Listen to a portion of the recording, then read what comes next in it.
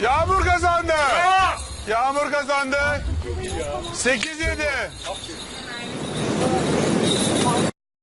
Ben bir şey söyleyebilir miyim? Taktik veriyorlar. Hakan oradan yaptığı zaman ona göre yönlendiriyorlar, haberiniz var. Yapıyor.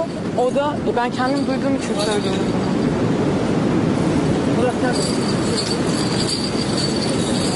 Adem hadi Adem. Haydi Adem haydi. 8-7 o. 9-7 ya madem yazıyorsun. Yağmur helal olsun.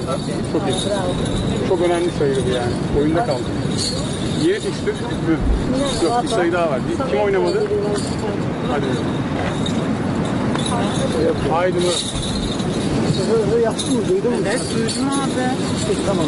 Yaptıysa tamam. Oradan Değiştiğini nereden anladın? ha? Öksürünce yağmur. Ya Hakan bu abi. Aynen bak ne yaptı biliyor musun? Birden değiştirdi yönünü, arkana geçti seni. Yaptı.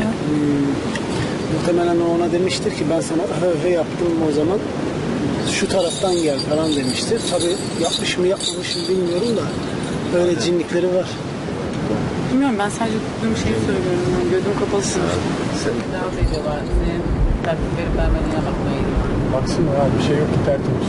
Bir şey yok. Şöyle bir durum oluyor. Şimdi gelip Ümit abi bana demiş, hayır ama şimdi Ümit abi gelip bana demiş olsa ki Merve sağa geçmen gerektiği zaman öyle yaptığı zaman değiştir. Tabii canım ya da şöyle yapsam. Doğru. Şunu yapsam bile yeter. Evet, ünlü takımının itirazı oldu.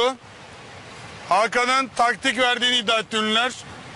Öksürerek. Kamera kayıtlarına baktık. Hakan öksürerek taktik vermiş.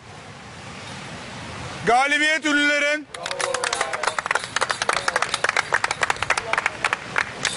Hakan oyundan ihraç. Oyunda oynamayacaksın. Bu oyunda oynamıyorsun. Ünlüler 9, gönüller 6. Ne yapmış peki abi? Öksürüyorsun, taktik Hani ne veriyorsun. yapmış peki?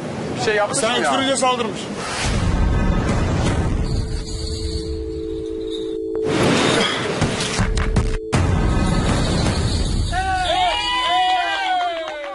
Ben öksünce mi saldırdım? Neyse ya, fark etmez. Taktik yaptığınız belli. Niye itiraz ediyorsun ki?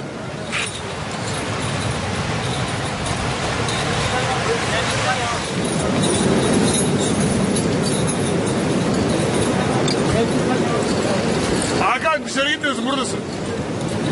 İlaç dedin abi. İhraç oradasın ya. Agresyon değil seninki.